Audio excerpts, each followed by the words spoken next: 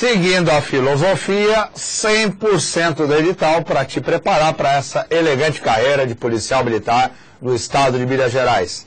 O meu Facebook é Marco Antônio S. Antônio. Marco Antônio S. Antônio. Tá certo? Será muito bem-vindo. De vez em quando eu vou postando algumas imagens da Polícia Militar do Estado de Minas Gerais, outros posts também, inclusive fotos aí de veículos, fotos antigas da Polícia Militar. Mas vamos lá.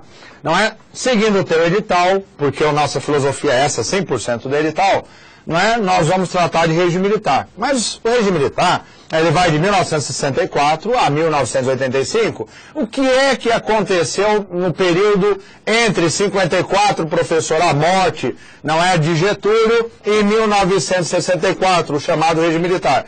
Meu querido, em 1955, falei no bloco anterior, quem foi eleito foi Juscelino Kubitschek. Juscelino Kubitschek, não é? Mineiro, de Diamantina, né? Ex-prefeito de Belo Horizonte, governador de Minas Gerais. Era, apesar de padrinhado do Getúlio Vargas, ele seguia uma política um pouco diferente do Vargas. Tinha a semelhança com o desenvolvimentismo, apoiava fortemente a industrialização, mas ele vai apoiar com a parceria do capital estrangeiro.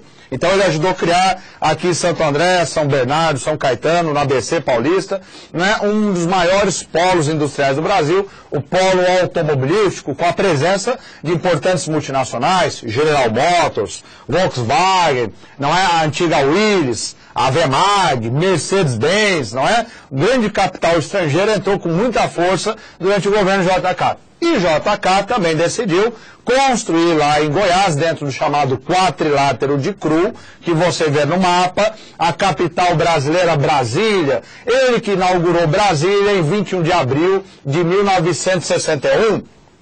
Cidade construída com o arquiteto Oscar Niemeyer, não é? O brilhante engenheiro Lúcio Costa, o paisagista, o maior do Brasil, Paulo Marx, e Israel Pinheiro, que foi o seu primeiro administrador. Bom, logicamente que isso consumiu dinheiro que o Brasil não tinha. Então, o que acontece? No final do governo JK, apesar dos chamados anos dourados, como ficou conhecido o seu governo, né, os 50 anos em 5 que ele havia prometido, o plano de metas, o país terminou com uma brutal crise econômica. Ele não seria reeleito porque a Constituição de 46 não permitia a reeleição. Então ele pensou, o próximo presidente, que era o Jânio, que tinha sido eleito, vai ter que administrar essa crise, e lá em 65, quando nós começarmos a falar de eleições novamente, não é, o povo vai lembrar de quem? Do Jânio que vai pegar a crise, ou do JK que fez Brasília, fez os 50 anos em 5, criou o polo automobilístico da ABC. Essa foi a equação dele. Só que no meio do caminho deu tudo errado. O Jânio Quadros era uma figura muito popular de São Paulo, não é? Famosa pelas suas frases, fila porque quilo, não é? Tá certo? Porque bebe, ele gostava de uma cachaçinha, né? Bebo porque é líquido, se fosse sólido, como ele ia, não é? Mais o Jânio partiu de vereador aqui do município de São Paulo até a presidência da República em 13 anos. 13 anos é muito pouco tempo. Ele não teve tempo de assimilar a sabedoria política para aprender a administrar a República do Brasil. Não é administrar exército, marinha, aeronáutica, os industriais, os fazendeiros, os banqueiros, meu querido. Você precisa ter muita sabedoria, muito jogo de cintura. Conclusão, o Jânio chegou ao poder em 61, quis fazer uma série de coisas, não tinha apoio do Congresso, ignorou o Congresso, conclusão, com 6 meses e 25 dias, ele renunciou. E quem vai se tornar presidente? O vice de Jânio Quadros, o famoso João Goulart. Pode colocar a imagem dele aí, o Jango. A Constituição de 46, né, o João Goulart é uma figura, não é, carismática, tinha sido ministro do Trabalho do Vargas, era cria do Vargas, seguia uma política mais nacionalista que nem o Vargas, não é? Tinha um certo desenvolvimentismo, mas ele vai se apegar muito ao trabalhismo, às leis sociais, não é? E ele vai acabar, de certa forma, cometendo um erro político muito grave. Ele vai acabar aceitando o apoio cada vez mais crescente da chamada esquerda, dos socialistas. Isso não vai cair muito bem, não é? O próprio Jânio Quadros explorou isso, ainda como ele era presidente, Antes da renúncia do Jânio Quadros, ele vai pegar o vice João Goulart e vai mandar para uma viagem na República Popular da China. Meu querido, a República Popular da China naquela época ainda era um país que estava ameaçando entrar para isso que a gente chama hoje de um país dois sistemas, mas era um país comunista, então não pegava muito bem. João Goulart, que era nitidamente mais ligado aos comunistas, embora não fosse comunista, vai visitar um país comunista. Conclusão, o Jânio renuncia, o João Goulart está voltando da China e, inclusive, a Força Aérea ameaçou de derrubar o avião dele. Ele teve que descer com seu avião no Rio Grande do Sul. O Leonel Brizola criou a rede da legalidade e forçou a posse dele como presidente, porque ele era vice-presidente. Veja, a Constituição de 46 tinha um problema muito sério. Você podia votar no presidente de uma linha partidária e no vice da outra. Imagina, por exemplo, se a presidenta Dilma tivesse ganhado a presidência e o vice tivesse sido o Índio da Costa. Ou imagina se o presidente fosse o Serra, o Aécio Neves e o vice Michel Temer. Professor, aí era uma loucura, hein? Um ia passar tentando matar o outro. Era o que acontecia naquela época. O vice tentava derrubar o presidente e o presidente tentava acabar com o vice. Então, quando o Jânio mandou o João Goulart para a China, ele tentou acabar com o João Goulart. Mas no final o Jânio renunciou e o João Goulart ia tomar posse. Conclusão. Os militares não queriam a posse do João Goulart. Esse presidente tem tendências de esquerda, é ligado ao sindicalismo, mas ele conseguiu tomar posse graças a um acordo feito com o Congresso Nacional, no qual mudava a Constituição e o Brasil, de um país presidencialista, virava um país parlamentarista. Então quem governaria não seria o João Goulart, quem governaria seria o primeiro-ministro. Meu querido, minha querida, nesse período, o João Goulart resolve aprovar as famosas reformas de base. Reforma de base, está falando sobre reforma agrária, reforma urbana. Ele começou a mexer nos pilares do capitalismo brasileiro, do latifúndio e, logicamente, né, a gente fala de agronegócio no Brasil, sempre foi muito poderoso. O Brasil, lembre-se que, apesar de hoje ser um país muito industrializado, é um país que tem 5 séculos de tradição rural. Não é os grandes fazendeiros, né, os grandes capitalistas que se formaram ao longo do século XX. Então, logo se formou uma tremenda oposição contra o João Goulart. Conclusão dessa história, o João Goulart, no ano de 1964, resolve desafiar, os militares e desafiar os capitalistas e latifundiários, no famoso comício da Central do Brasil. Joga a imagem lá, por favor. E começa João Goulart dizendo: o Brasil precisa de reformas de base, o Brasil precisa mexer no latifúndio, o Brasil precisa mexer na propriedade urbana, o Brasil precisa de reforma na educação. Ele estava cada vez caminhando mais para a esquerda. Meu querido, essa imagem que você está vendo é na estação central do Brasil.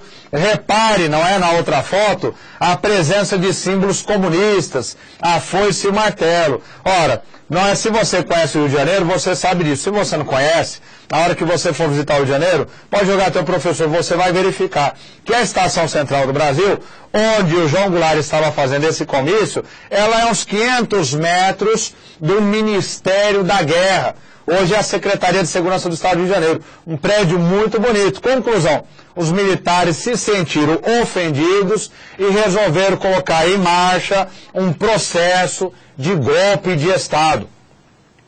João Goulart vai fazer os seus últimos movimentos políticos até que no dia 31 de março de 1964, quando ligava a rádio, famoso repórter Esso, o seu repórter Esso e edição especial, o general Olímpio Mourão, deixou o juiz de fora e está descendo para se encontrar com o primeiro exército no estado da Guanabara. Estava em marcha a chamada Revolução Gloriosa, ou como também vai ser chamada, o golpe de Estado de 1964, e aí que vai se iniciar o chamado regime militar, período que vai de 1964 a 1985. Vamos dar uma passada pelas características do regime militar. Joga lá o slide, meu querido. Olha lá, 1964, esse slide você vai anotar no seu caderno. vai guardar ele no coração, porque se cair na tua prova é ponto para você. Não é a primeira coisa, a gente fala de regime militar, não é? Regime quer dizer regra, norma, é a norma imposta pelos militares, não é? Nós vamos ter, na realidade, entre 64 e 85, uma alternância de presidentes militares. Nós vamos ter de 64 a 67 o Castelo Branco, depois nós vamos ter uma junta militar que vai ficar durante um mês e pouco, depois nós vamos ter o presidente Costa e Silva, que vai de 67 a 69, não é? Morreu, teve um problema de ataque cardíaco. De 69 a 74 vamos ter o presidente Emílio Garrastazu Médici, e aí a borracha comeu mesmo. De 74 a 78, né? Terminando, iniciando com 79, nós temos Ernesto Geisel, um homem muito inteligente, e por último, de 79 a 85, nós tivemos o último presidente, que eu era moleque, eu me lembro dele, que era o presidente João Batista Figueiredo. Então, apesar de ser um regime militar, não é, as eleições vão ser suspensas, eles vão ser eleitos indiretamente pelo Congresso Nacional, pelo chamado colégio eleitoral, não é? Na verdade, primeira coisa, tem uma alternância entre esses presidentes. Não é? Segunda coisa, durante esse período nós vamos ver a ascensão dos chamados movimentos armados, os movimentos de esquerda. A própria presidente Dilma já disse isso, vou falar, não é, respeito muito a presidente Dilma, tenho um carinho muito pelo chefe de Estado do Brasil, não é, mas ela já disse que participou de movimento de guerrilha de esquerda. Tivemos os movimentos de esquerda, e é lógico que o regime militar não era de direita, o que ele fez? Repressão, borrachada, não é? Choque elétrico, balde d'água, porrada, comeu solta, não é? E logicamente que a imprensa, quando ia divulgar, censura. Agora veja, se no campo, pode jogar o professor, meu querido, se no campo da política o regime foi marcado pela repressão à esquerda, não é? Pela suspensão das eleições democráticas, afinal de contas, era um regime militar, não é? É o que a gente chama de ditadura, só que com uma ditadura mais soft, talvez, para alguns, né? A professora soft pro senhor não apoiou, né? Tá certo? Mas com alternância no poder, não é? Era um regime que no campo econômico ele vai se pautar por uma política muito parecida com o do Juscelino. Vai combinar um forte desenvolvimentismo, o desenvolvimentismo do chamado milagre brasileiro, Brasil grande potência, não é? Com a construção das grandes hidrelétricas como Itaipu, Tucuruí, Sobradinho, Ilha Solteira, não é? Mega hidrelétricas, o regime militar vai fazer hidrelétricas imensas, não é? Grandes siderúrgicas como a Usiminas, vai criar empresas como a Embraer, empresa brasileira, né, de produção de aviões, não é? Vai criar grandes Petroquisa, vai abrir bacia de Campos. Veja, é um regime comprometido com um projeto de Brasil potência, no campo da administração pública, do desenvolvimento nacional, não é? Vai criar o Banco Central do Brasil, não é? Vai criar uma empresa pública, a sociedade, a economia atrás da outra. Tanto é que esse período nós vamos chegar a ter um crescimento fantástico. Nós vamos ter um crescimento chinês. No ano de 1971, se não me engano, chegamos a quase 14% de crescimento. Foi um crescimento econômico extraordinário, não é? E no campo político, censura, não é? Censura, eleições indiretas e borrachada. São essas as características gerais do regime militar. Guardou essas características, joga lá o slide de novo. Olha esse slide, guarda ele com carinho, não é? Porque agora o que nós vamos fazer, Marco Antônio? Agora eu vou abordar cada presidente e os principais fatos que vão marcar. Nós joga a próxima foto, né?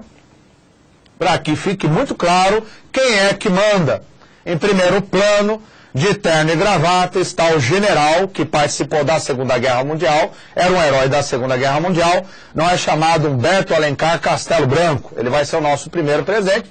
E atrás nós temos a imagem de vários generais, entre eles ali Costa e Silva e Ernesto Geisel, não é? Todos reparem aí com cap do Exército Brasileiro, tá ok? Então vamos começar, não é? Olha só, dá uma passada por favor, eu já falei para vocês, mas olha aí os prazos. O professor tem que guardar todas essas datas? Não. Mas é recomendável que pelo menos o sobrenome dos presidentes, não é? Então Humberto Alencar Castelo Branco, ele é o Castelo Branco, acabou. falou o presidente Castelo Branco. Arthur Costa e Silva, na sua prova, ele é Costa e Silva.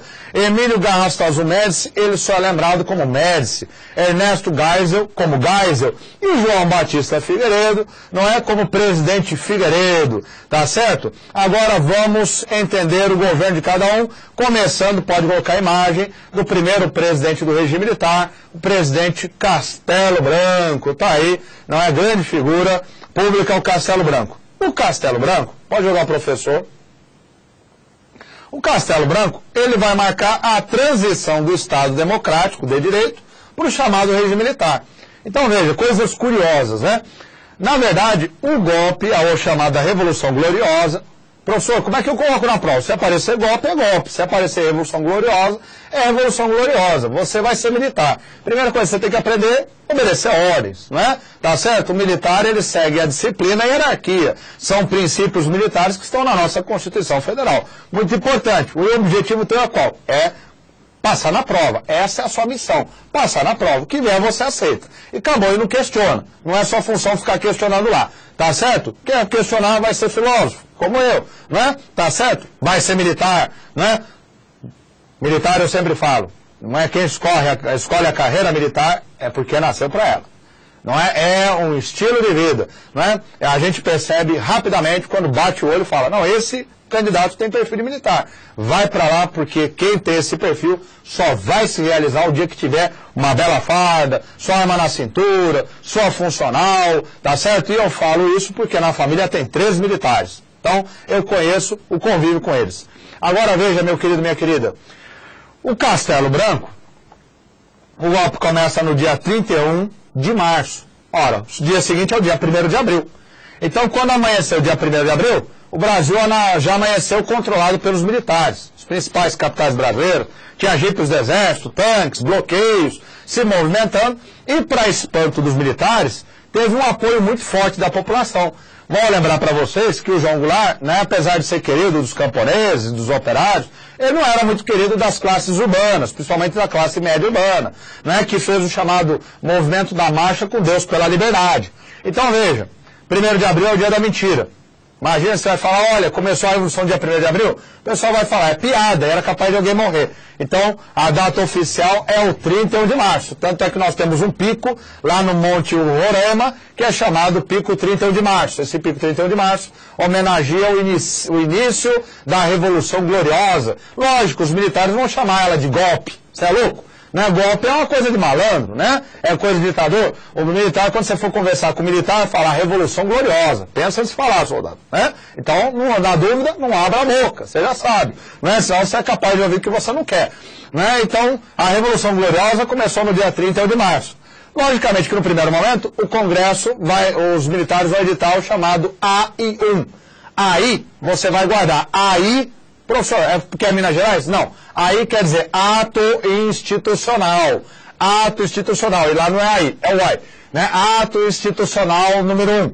Esse ato institucional número 1 vai converter a eleição direta em eleição indireta. Isso quer dizer que o Congresso vai eleger o presidente.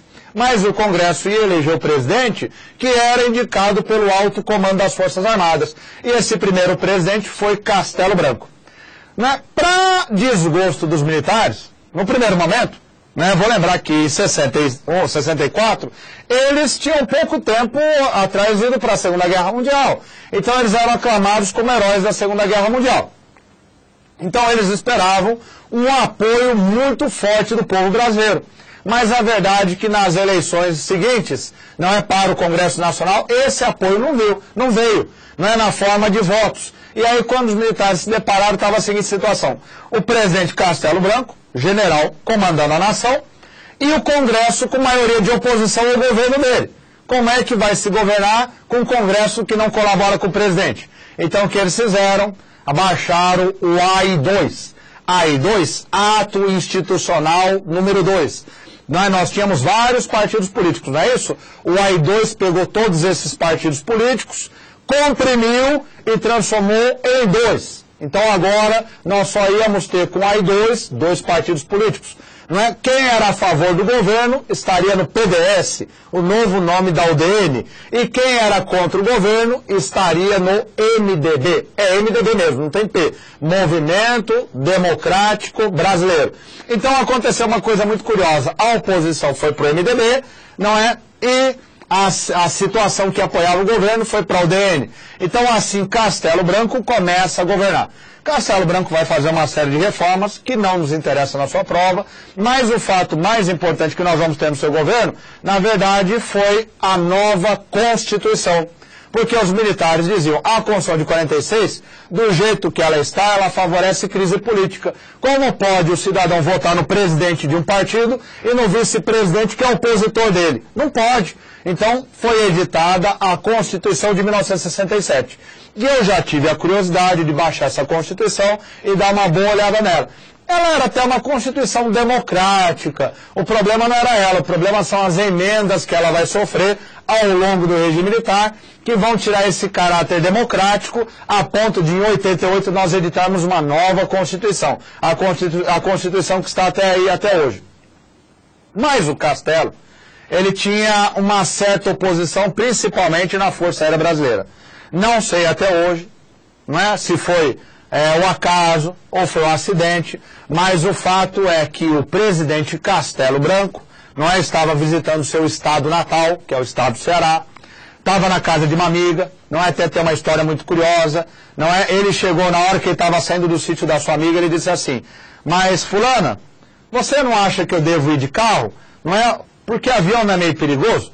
Gente, Castelo Branco foi para a Itália, lutou a Segunda Guerra Mundial. Né? Que papo é esse dele falar, né, que ele estava se sentindo meio inseguro com o avião? Viajou de avião para cima e para baixo a vida toda. Né? Você quer que eu vou de carro? Ela falou, não, pode ir de avião. Pode ir de avião. Aí o Castelo Branco novamente falou, mas você não acha que eu deveria ir de carro?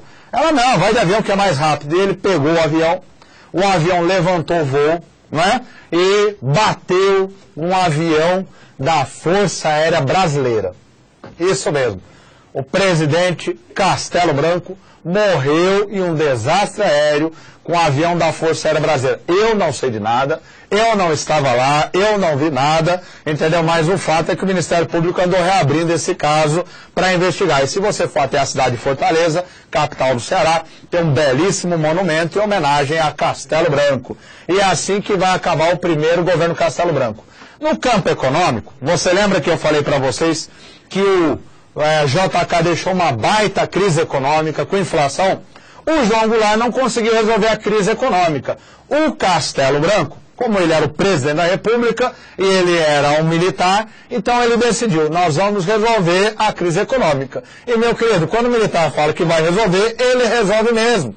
Entendeu? Então ele cortou gastos governamentais, enxugou a máquina, parou investimentos, até que o país controlava as suas contas públicas e segurava a inflação. Então, quando Castelo falece, em 1967, ele vai deixar as contas públicas, não é assim como são chamadas as receitas e despesas do Estado, não é principalmente as despesas, organizadas, tudo arrumadinho, para que o próximo presidente pudesse fazer o país crescer. Logicamente, que nós vamos ter um período de transição e que nós seremos governados, antes do próximo presidente tomar posse, não é por uma junta militar. Então veja, não é? Nós vamos ter uma junta militar, né? É uma troika, não é troika 3, um general, um almirante, Marinha do Brasil e um brigadeiro, Força Aérea Brasileira. E eles juntos decidiram que o próximo presidente deveria ser o ministro da Guerra, Costa e Silva. Apresento-lhes o presidente Arthur Costa e Silva, ex-ministro da Guerra, que se tornou presidente da República, agora chamada República Federativa do Brasil, por conta da Constituição de 67. Meus queridos e queridas, repare que o governo de Costa e Silva foi bastante breve, muito breve. Nós vamos ver alguns eventos muito interessantes. Veja bem, no campo econômico, né? Se o Castelo arrumou a casa, não é? Arrumou as contas públicas, controlou a inflação, estava tudo organizado, Costa e Silva, com seu ministro Antônio Delfim Neto, vai começar o seu grande projeto de Brasil Potência.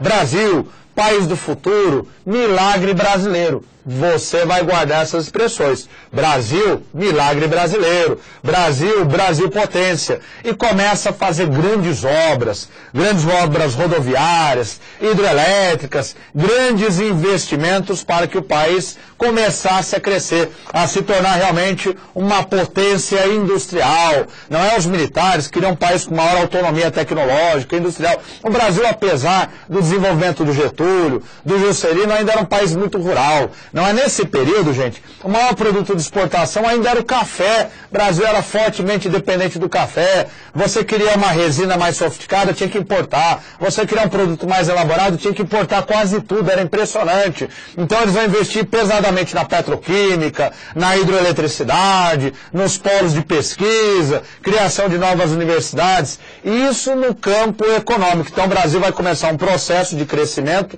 cada vez mais acelerado com Costa e Silva. Agora, no campo político, a coisa vai ficar complicada, não é? Nós vamos ver cada vez manifestações mais fortes de estudantes, sindicalistas, contra aquilo que estava sendo chamado de regime militar, não é?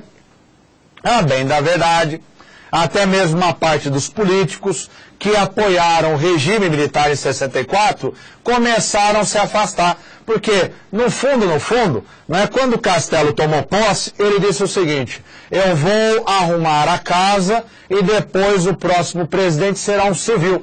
Essa era a visão do Castelo Branco, que o próximo presidente seria eleito democraticamente. Mas, a bem da verdade, não é com o início dos movimentos de esquerda cada vez mais fortes, né? Vou lembrar que em 59 tivemos a Revolução Cubana, vou lembrar que Che Guevara, não é, morreu aqui, foi assassinado ou morto pelas forças da direita boliviana, não é, aqui na Bolívia, não é, cada vez mais os movimentos de esquerda crescendo na América Latina. Vou lembrar você, meu querido, minha querida, que eu já disse que os militares são anticomunistas, então nós vamos ver cada vez mais movimentos sociais.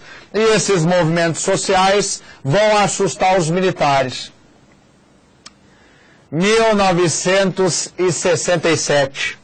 Os estudantes estavam saindo quase todo santo dia para fazer passeatas no Rio de Janeiro. Principalmente quando o novo reitor da Universidade do Rio de Janeiro, para tentar tirar aqueles movimentos estudantis, resolveu fechar o bandejão deles, que era chamado de o porão, porque ficava num porão dentro da faculdade. Porque os estudantes iam para lá almoçar, não é, com aquele preço bem baratinho, almoçava e dali já saía para fazer passeata. Então, na realidade, o bandejão dos estudantes virou uma espécie de núcleo político. Então, o reitor disse que ia fechar. Os estudantes começaram a fazer manifestações. Um policial do Rio de Janeiro, da Força Pública, que seria a atual Polícia Militar do Rio de Janeiro, de forma empeçada, resolveu usar a sua arma e acabou dando um tiro, matando um estudante. Gente, isso foi um alvoroço. Aí estudantes do Brasil inteiro, artistas, né, Caetano Veloso, Fernanda Montenegro, Chico Buarque de Holanda, saíram de braços dados com os estudantes. Os pais, não é, desses estudantes começaram a ter movimentos em massa, não é, contra o regime militar. Nesse momento, o alto comando das Forças Armadas, vendo também, não é, que uma parte da esquerda dizia assim: está na hora da gente deixar do discurso e pegar em armas, não é? Estava começando a chamada, o movimento armado, é que vai editar o famoso AI-5, Ato Institucional número 5. Meu querido, minha querida, com o Ato Institucional número 5, o tempo vai fechar e a borrachada vai comer. Mas isso é uma outra história que eu vou falar no próximo vídeo.